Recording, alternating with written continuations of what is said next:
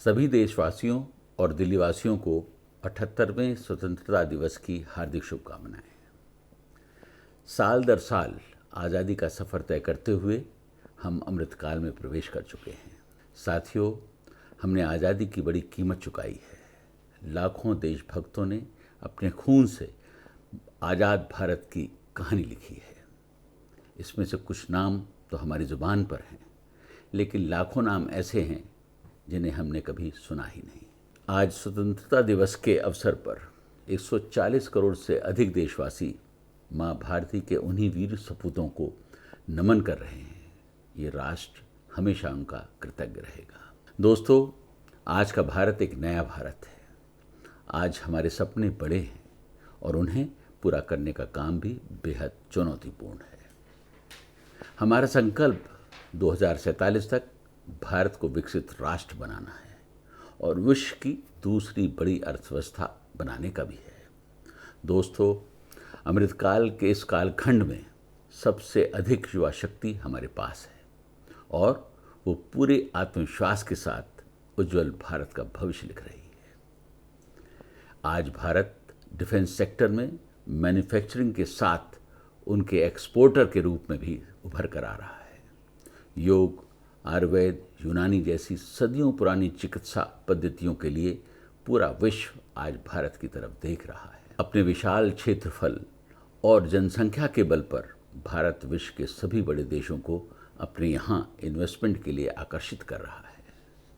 चांद और मंगल मिशन की सफलता के बाद अब अगले वर्ष हम अंतरिक्ष में अपने बलबूते पर मानव मिशन भेजने वाले हैं। यह आज़ाद और विकसित भारत की राह में मील का पत्थर साबित होगा।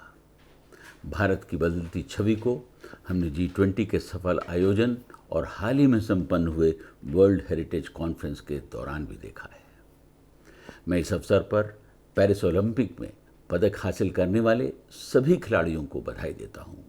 साथ ही मैं अन्य सभी पार्टिसिपेंट्स का भी उल्लेख करना चाहूँगा जिन्होंने ओलंपिक में पार्टिसिपेट कर भारत का मान बढ़ाया है।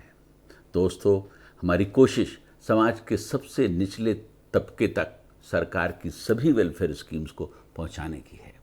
हम लगातार युवा शक्ति के हाथों को काम देने का प्रयास कर रहे हैं। मौजूदा समय में भी हम लगातार प्रदूषण और बाढ़ जैसी कई विकराल परिस्थितियों से जूझ रहे हैं। इसका समाधान केवल सरकार के प्रयासों से संभव नहीं है। इसके लिए सभी देशवासियों को साथ में आना होगा। किसी भी राज्य का विकास पर्यावरण की कसौटी पर भी खरा उतरना चाहिए। मुझे ये कहते हुए खुशी हो रही है कि हमने दिल्ली की विरासत को संजोने का सफल प्रयास किया है।